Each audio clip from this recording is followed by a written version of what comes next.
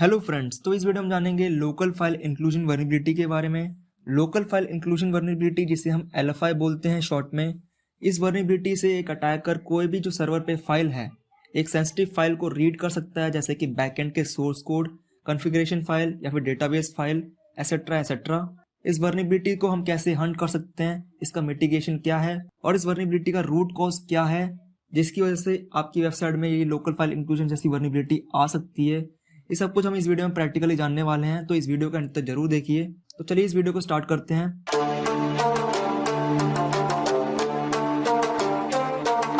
तो local file inclusion का अगर हम रूट कॉज देखें तो लोकल फाइल इंक्लूजन जब अराइज होती है जब यूजर कंट्रोलेबल इनपुट जैसे कि गेट पैरामीटर या फिर पोस्ट पैरामीटर की वैल्यू यूज होती है सीधा एक फाइल को इंक्लूड करने के लिए from the server without any proper checks.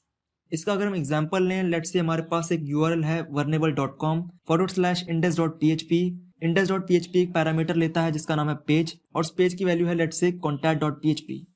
अभी जो contact.php एक PHP फाइल है जो कि index.php ले रही है और उसे इंक्लूड कर रही है। तो क्या हो अगर हम पेज इक्वल टू लिखें /etc/passwd।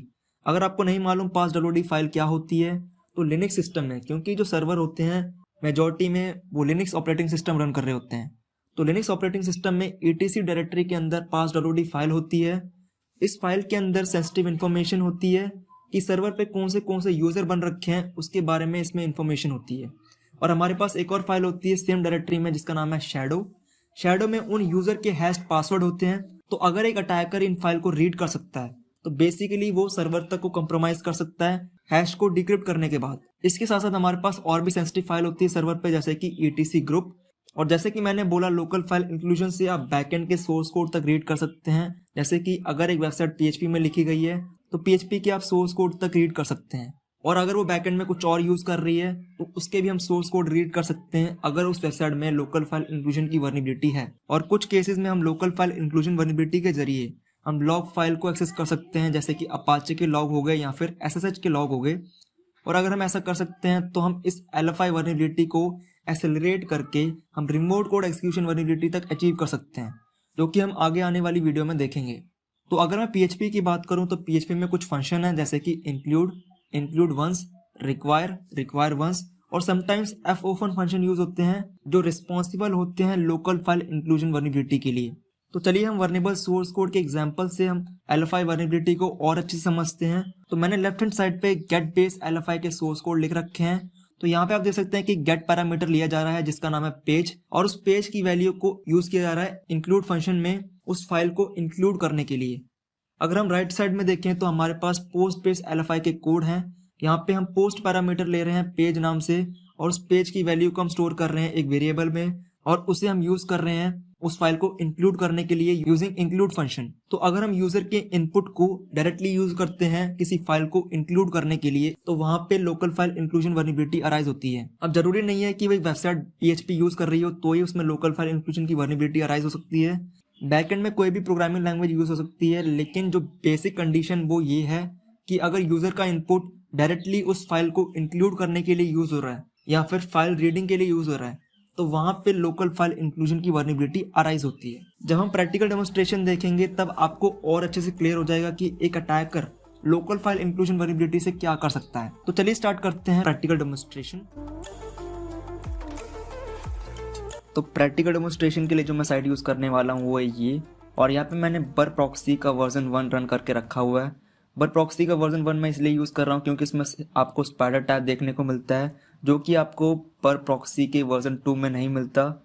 आपको वहाँ पे प्रो वर्जन यूज करना पड़ेगा क्रॉलिंग के लिए। तो इसलिए मैं आपको यहाँ पे सजेस्ट करता हूँ कि आप बर प्रॉक्सी वर्जन 1 यूज करें फॉर स्पाइडरिंग टैब। और यहाँ पे मैं इस बटन को क्लिक करके इंटरसेप्शन ऑन कर लूंगा। यहाँ पे मैंने अपने ब्राउजर को कॉन्फ़िगर कर रखा है। अब जैसे ही मैं इस साइट को रिफ्रेश करूंगा, यहाँ पे एक रिक्वेस्ट जाएगी और ये कैप्चर हो चुकी है हमारे पर प्रॉक्सी के जरिए। अब ये जो रिक्वेस्ट है यहाँ पे आप देख सकते हैं कि ये कैप्चर हो चुकी है। अब इसे मैं यहाँ पे क्या करूँगा, इस साइट को, जो कि आप यहाँ पे देख सकते हैं होस्ट इक्वल टू, इस साइट को मैं यहाँ पे स्पाइडर करूँगा। आपको राइट क्लिक करना है और इसे आपको सेंड करना है सेंड टू स्पाइडर। यहाँ पे आपको कंफर्मेशन मांगेगा, आपको यस यस करना है और उसके बाद यहाँ पे एक और बार यस करना है। इसके बाद यहाँ पे मैं इंटरसेप्शन ऑफ कर दूंगा। अब यहाँ पे क्या हुआ कि यहाँ पे आप देख सकते हैं स्पाइडर टैब में यहाँ पे स्पाइडर रनिंग में है, और यहाँ पे अगर आप टारगेट टैब में जाएं तो यहाँ पे आप देख सकते हैं वो साइट लिस्ट हो चुकी है। यहाँ पे मैं एक फिल्टर लगाऊंगा जो कि है इनस्कोप ओनली का। यहाँ पे मैं इसे टिक करूंगा इनस्कोप ओनली आइटम्स को, और उसके बाद आपको किसी और जगह पे क्लिक करना है तो यहाँ पे ये फिल्टर अप्लाई हो जाएगा और फिर हमें सिर्फ यही साइट दिखाई देगी। यहाँ पे आप कंटेंट सेक्शन के अंदर आप देख सकते हैं सारी यूआरएल जो कि क्रॉल हो रही हैं, और भी यूआरएल क्रॉल होती जाएंगी जैसे जैसे क्रॉलर आगे बढ़ता जाएगा। यहाँ पे आपको सबमिट फॉर्म के कुछ दिख सकते हैं तो आप इसे इग्नोर कर सकते हैं। और यहाँ पे अगर मैं पेरेंट्स पे डबल क्लिक करूँ, जैसे कि इसे मैं दोबारा इग्नोर कर देता हूँ, और अगर मैं यहाँ पे पेरेंट्स पे डबल क्लिक करूँ तो यहाँ पे आपको वो सारी यूआरएल दिख जाएंगी जिनमें कोई पैरामीटर है गेट या फिर पोस्ट पैरामीटर। तो जब आप रियल साइट को टेस्ट करेंगे तो आपको बहुत सारी यूआरएल दिखेंगी, इसलिए यहाँ पे हम यूज़ करेंगे बर्क प्रॉक्सी की सर्च इंजन का। और यहाँ पे हम क्लिक करेंगे इनस्कोप ओनली, और रिस्पॉन्स हेडर और रिस्पॉन्स बॉडी को हम अनटिक कर देंगे, और बाकी सबको आप ऐसे टिक रहने दीजिए। और यहाँ पे मेरे पास एक लिस्ट है जिसमें मैंने फाइल इंक्लूजन वर्नेबिलिटी के पोटेंशियल पैरामीटर लिख रखे हैं। आप इन्हें यूज करके आप सर्च कर सकते हैं, जैसे कि यहाँ पे आप देख सकते हैं। तो यहाँ पे मैं क्या करूंगा, 1 बाय 1 इन पैरामीटर को सर्च करूंगा कि क्या ये इस वेबसाइट में यूज हो रहे हैं या नहीं। यहाँ पे मैं सर्च फीचर को यूज करूंगा और यहाँ पे मैं सर्च पे लिखूंगा फाइल इक्वल टू, और इसे मैं गो कर दूंगा। तो यहाँ पे देख सकते हैं कि इन यूआरएल में फाइल इक्वल टू है और इसकी एक वैल्यू है। इसे अब मैं सेंड करूंगा सेंड टू रिपीटर, ताकि इस रिक्वेस्ट को मॉडिफाई करके हम सर्वर को भेज सकें। तो अगर मैं इसे गो करूं तो यहाँ पे आप राइट हैंड साइड में इसका रिजल्ट देख सकते हैं। तो यहाँ पे अगर मैं रेंडर करूँ तो आप इसका रिजल्ट देख सकते हैं कि ये कुछ ऐसी फाइल है। तो यहाँ पे ये 1.jpg फाइल को रेंडर कर रहा है। तो यहाँ पे एक पाथ है, जैसे कि यहाँ पे इसे अगर मैं हटा के अगर मैं लिखूँ /etc/pass.wd, और उसके बाद इसे मैं गो करूँ, जैसे कि पहले मैं यहाँ पे रॉ टाइप पे क्लिक करता हूँ और इसे मैं गो करूँ तो यहाँ पे हमें एरर फेस मिला है। यहाँ पे आ रहा है वार्निंग एफ ओपन, और यहाँ पे etc फाइल को यहाँ पे ये ओपन नहीं कर पा रहा क्योंकि ये फाइल प्रेजेंट नहीं है। तो हम यहाँ पे डॉट डॉट लिखेंगे, डॉट डॉट का मतलब हम एक डायरेक्टरी पीछे जा रहे हैं। अगेन हमें एरर मिला है तो हम एक और डायरेक्टरी पीछे जाएंगे और गो करेंगे, और यहाँ पे आप देख सकते हैं कि 2 डायरेक्टरी पीछे जाने के बाद हमने इस फाइल को सक्सेसफुली रिट्रीव कर लिया है। तो चलिए हम PHP के सोर्स कोड रीड करने की कोशिश करते हैं। तो यहाँ पे हम यूज करेंगे PHP रैपर का। तो हमने यहाँ पे लिखा PHP://filter/resource equal to showimage.php। अब जैसे ही से हम गो करेंगे तो यहाँ पे आप PHP सोर्स कोड देख सकते हैं इस PHP फाइल के कि ये कैसे लिखी गई है।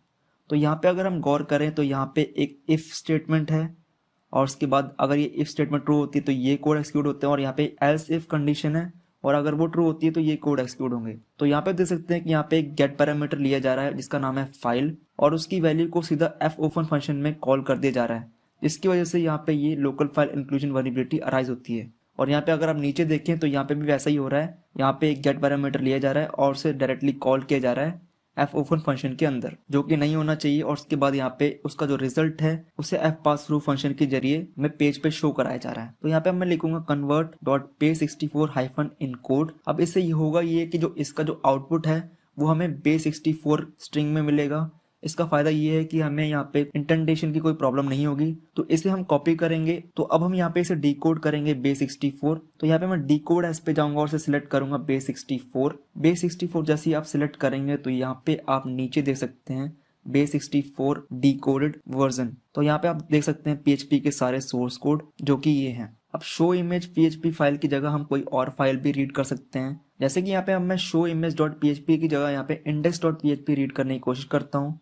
और यहाँ पे देख सकते हैं हमें रिजल्ट आ चुका है। यहाँ पे एक base64 स्ट्रिंग है, इसे हम जैसे डिकोड करेंगे वैसे हमें index.php के पूरे सोर्स कोड मिल जाएंगे। तो इसे यहाँ पे मैं ऐसे ही एक्सेस करने की कोशिश करूंगा ताकि मेरे को बार बार डिकोड ना करना पड़े। और यहाँ पे देख सकते हैं कि यहाँ पे इसके पूरे सोर्स कोड आ गए हैं कि index.php कैसे लिखी गई है। और यहाँ पे अगर हम ऊपर जाएं तो यहाँ पे देख सकते हैं कि require once, यहाँ पे एक PHP फाइल है जिसका नाम है database_connect, जो कि require once नाम के फंक्शन में कॉल कराई जा रही है। तो हम यहाँ पे इस फाइल को एक्सेस करने की कोशिश करेंगे database_connect.php, जिसके अंदर होपफुली डेटाबेस क्रेडेंशियल हो सकती हैं। जैसे कि हमने यहाँ पे इसे एक्सेस करने की कोशिश की तो यहाँ पे आप देख सकते हैं कि यहाँ पे इसके सोर्स कोड यहाँ पे हमें दिख चुके हैं। यहाँ पे connection variable equal to MySQL connect, और यहाँ पे IP, और यहाँ पे यूजर नेम और पासवर्ड हमें मिल चुका है। तो ऐसे हमने यहाँ पे हिडन जो क्रेडेंशियल हैं उन्हें तक एक्सपोज कर लिया। अब बेसिकली हम इस सर्वर पे कुछ भी कर सकते हैं जो हम चाहें। तो आई होप आपको समझ में आया होगा कि लोकल फाइल इंक्लूजन वल्नरेबिलिटी क्या होती है, कैसे वर्क करती है और इसे हम कैसे एक्सप्लॉइट कर सकते हैं। आगे आने वाली वीडियो में हम लोकल फाइल इंक्लूजन वल्नरेबिलिटी को और अच्छे से समझेंगे कि लोकल फाइल इंक्लूजन वल्नरेबिलिटी को हम एक्सेलरेट करके रिमोट कोड एक्जीक्यूशन वल्नरेबिलिटी कैसे राइज कर सकते हैं। तो बस दोस्तों इस वीडियो में इतना ही। अगर आपको ये वीडियो अच्छी लगी तो इस वीडियो को लाइक करना ना भूलें। ऐसी वीडियो देखने के लिए इस चैनल को सब्सक्राइब करना ना भूलें, क्योंकि इस चैनल पर मैं आपको ethical hacking, penetration testing, bug bounty और प्रोग्रामिंग से रिलेटेड देता रहता हूँ, वो भी हिंदी में। तो चलिए मिलते हैं अगली वीडियो में।